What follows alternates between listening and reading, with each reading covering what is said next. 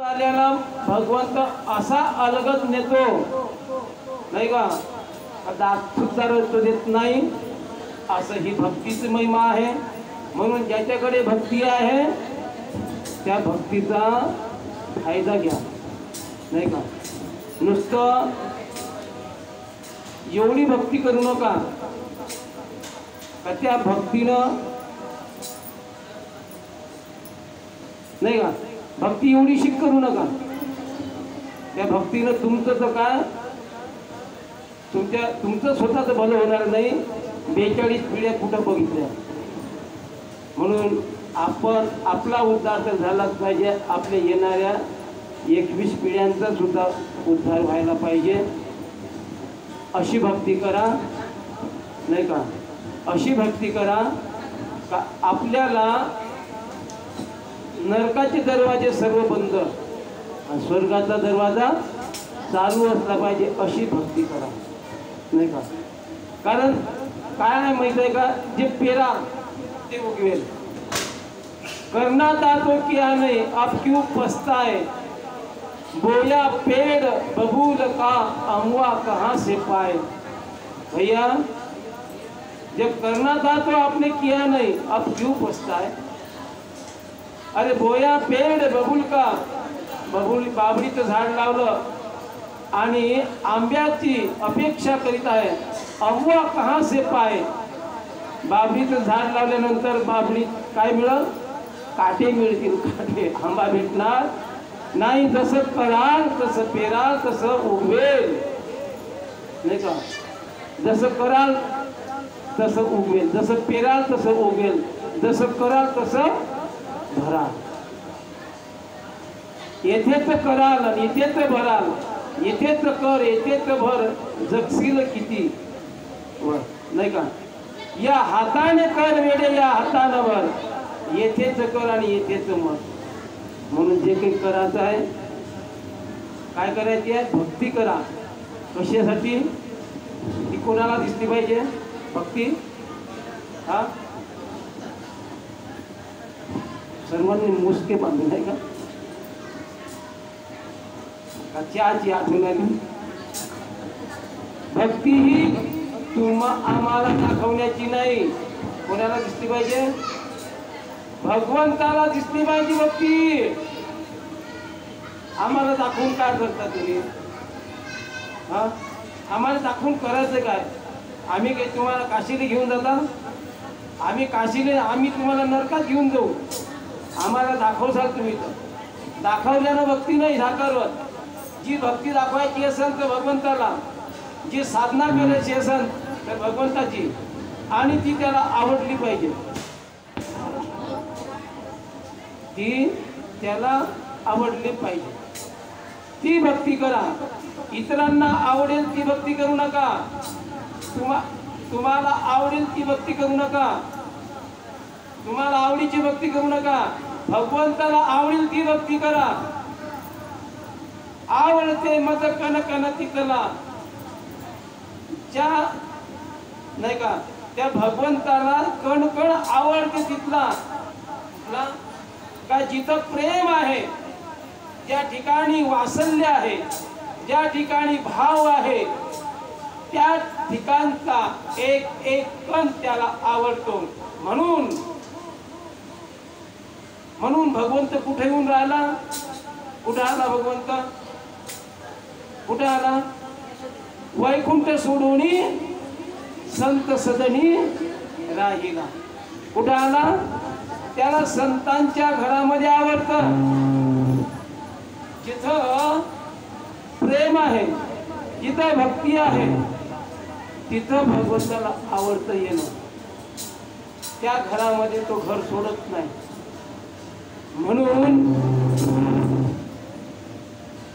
म्हणून प्रेम असू द्या,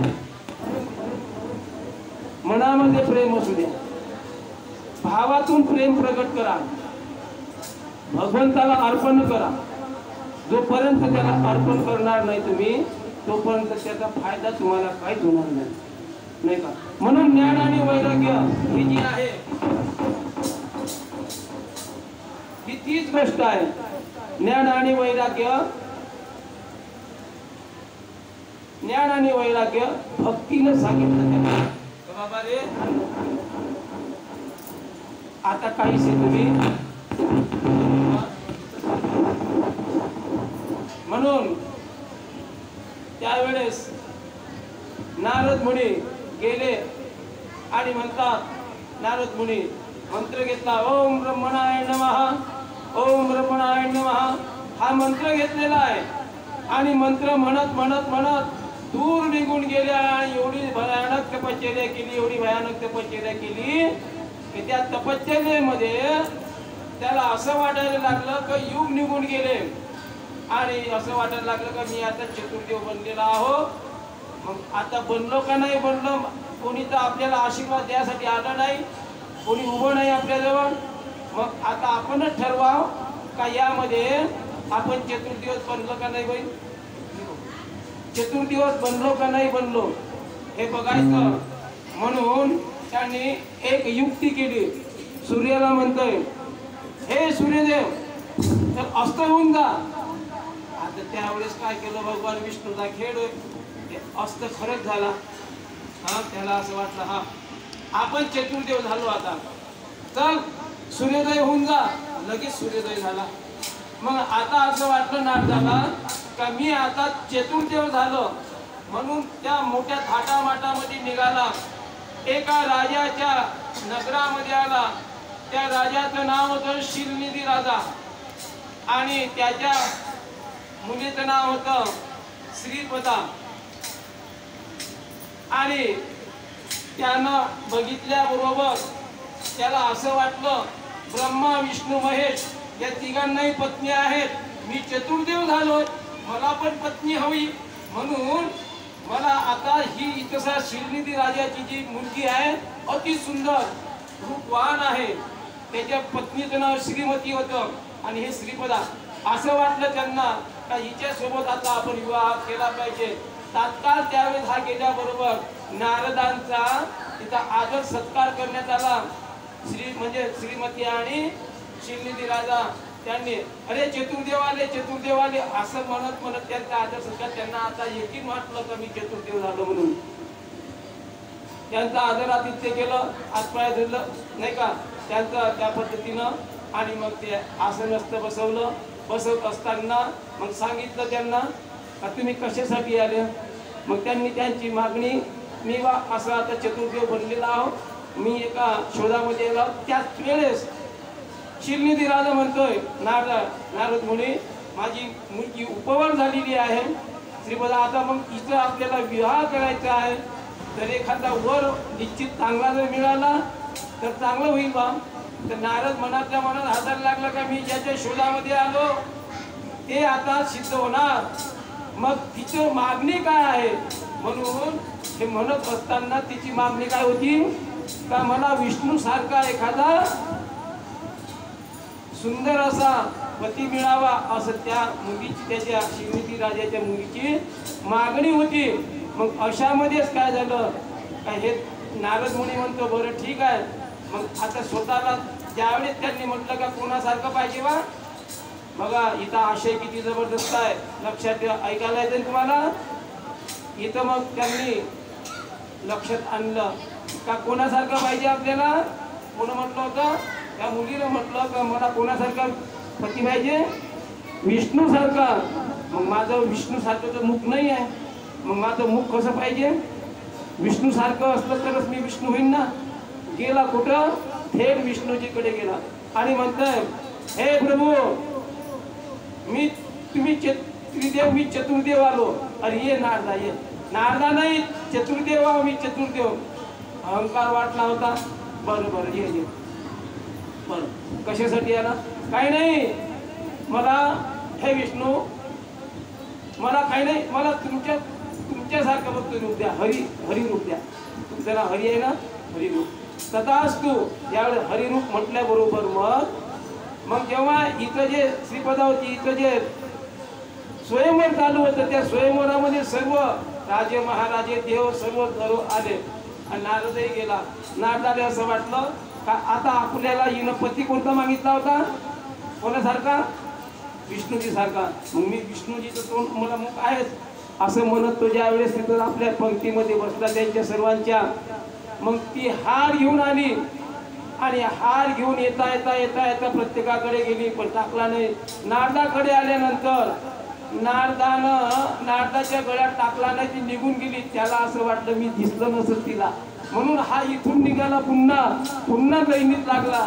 आणि तिच्या मैत्रिणी ज्या होत्या त्या हसत होत्या. हसत असताना आपल्याला का हसतात बा म्हणून त्यांना सांगितलं का दर्पण में देखो क्या आहे तो. यानं आरशामध्ये पाहिलं तर कोणाचं तोंड दिसलं? वा वा वा, कोणाचं दिसलं? वानराचं तोंड दिसलं. मग वानराचं तोंड दिसलं म्हणून माझा उपवास केला. कोण? विष्णूजीनं माझा उपवास केला. मी हरीचं रूप मागितलं होतं, विष्णूचं रूप मागितलं. मला कोणतं रूप दिलेलं आहे? वानराचं. अरे जा,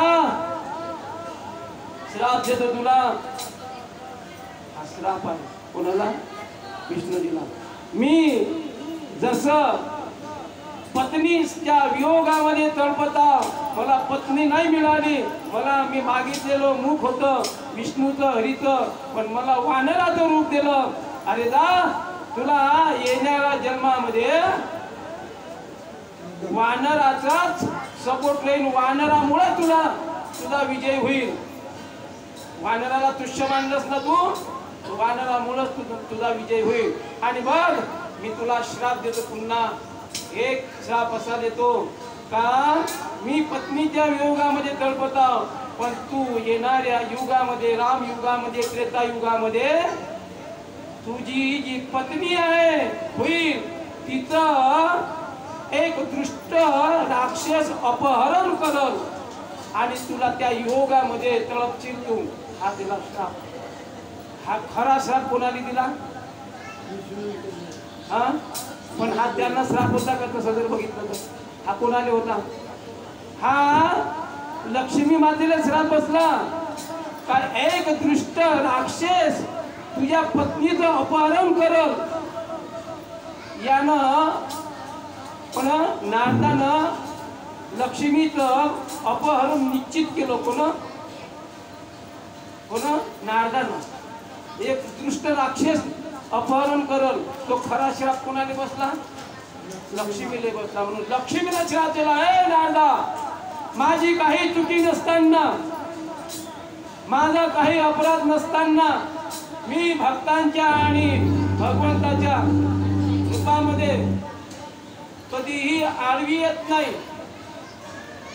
तू माझं एका दुष्ट राक्षसाकडून अपहरण निश्चित केल्यामुळं जा मी तुला श्राप देतोय का तू दरदरची ठोकरे खाऊन तू आताच्या आताच भूतलावर दरदरची ठोकरे खाऊन तू मृत्यू मागशील तर तुला मृत्यू मिळणार नाही.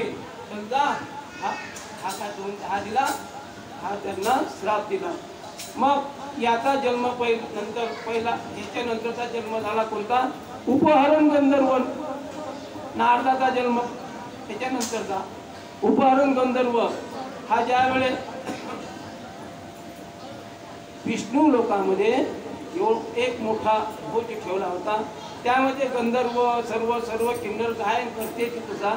आणि हा जो उपहरण गंधर्व होता हा कोणाकडे होता? वशिष्ठ मुनीकडे होता. हा त्यांचा शिष्य होता. तर मग ते इंद्रादिक आणि एक अप्सरा उर्वशी त्यांच्याकडे आली आणि म्हणायला लागले, बाबा तुम्ही आमच्याकडे या आणि तिथं मोठा भोज ठेवलेला आहे, कार्यक्रम आहे म्हणून. तर मग हे आमंत्रण फक्त कोणाला दिलं? वशिष्ठ मुनीला. याला दिलं नाही. परंतु हा उपहरण गंधर्व असल्यामुळं गायनामध्ये एक नंबर होता. आणि अशी गोष्ट झाली का त्याला स्वतः विचारण करता येत होतं. तो स्वर्गामध्ये स्वतः गेला आणि तिथं इंद्र आणि ही जी अप्सरा आली होती, ही अप्सरा तिथं होतीच. तर या गंधर्वाचं तिच्याकडे लक्ष केलं आणि हा एकटक बाकीचं सोडून दिलं आणि त्या अप्सरेकडे पाहत बसला. तर हे सर्वांचं लक्ष याच्याकडे गेलं. अरे हा कार्यक्रम सोडून दिला ना, हा त्या अप्सरेकडे बघत आहे. म्हणून वडिलाचं लक्ष गेलं कोणावर? वडील म्हणजे कोण? ब्रह्माजीचं लक्ष गेलं आणि त्यांना श्राप दिला भगवंता ब्रह्माजीनं, हे उपहरण गंधर्वा, एवढ्या मोठ्या एवढे इथं तपस्वी, इथं देव, त्याच्या सर्व जीवनात तू अशी गोष्ट इथं करत आहे, जा मी तुला श्राप देतो. एक दरिद्री कुळामध्ये जन्म आणि जन्मताच तुझा बाप तुला शत्रू राहणार नाही मायबापाचं, आणि तू मृत्यू मागशील तर मृत्यू मिळणार नाही असा श्राप देऊन दिला. मग त्याचा तिसरा जन्म कोणाच्या घरी झाला? एक म्हणजे एक कोण होती ती? ऋषी मुनींची सेवा करणारी दासी होती आणि दासी पुत्र होता तो, आणि तिच्या पोटी जन्म झाल्याबरोबर बाप मरून गेला आणि याची वृत्ती ही भगवंतमय असल्यामुळे याच्या मनामध्ये सर्व जी होती इच्छा सर्व भगवत नामाची होती. आणि तो म्हणत होता आईला, आई मी या संत मुनींसोबत जाऊ का? एकटा एक मुलगा असल्यामुळे आईनं जाऊ दिला नाही. परंतु कालांतरानं काय झालं माहिती आहे का? याची इच्छा जैशी ज्याची वासना तैशी पूर्वी नारायण, ज्याच्या मनामध्ये जी इच्छा आहे ते भगवंत पुरवतो, पण चांगली इच्छा पाहिजे. एक दिवस आई दुधाची धार काढत असताना तिला सर्पदंश झाला, त्यामध्ये तिचा मृत्यू झाला. आणि मग त्याच्या जो अडथळा होता निघून गेला.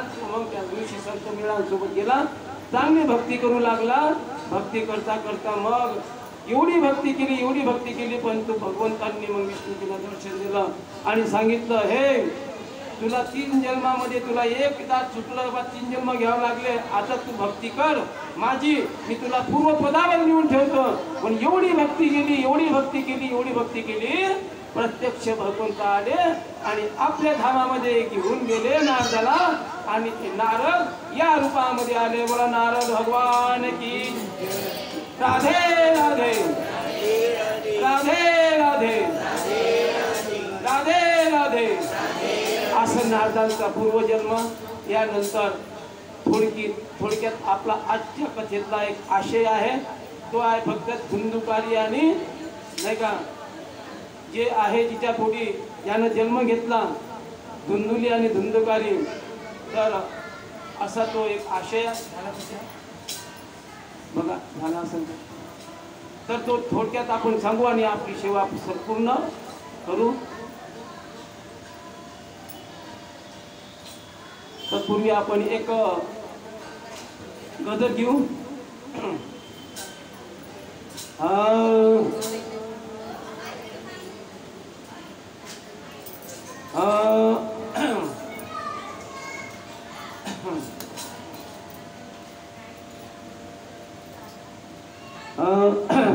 हरे राम राम राम हरे हरे, हरे कृष्ण कृष्ण कृष्ण हरे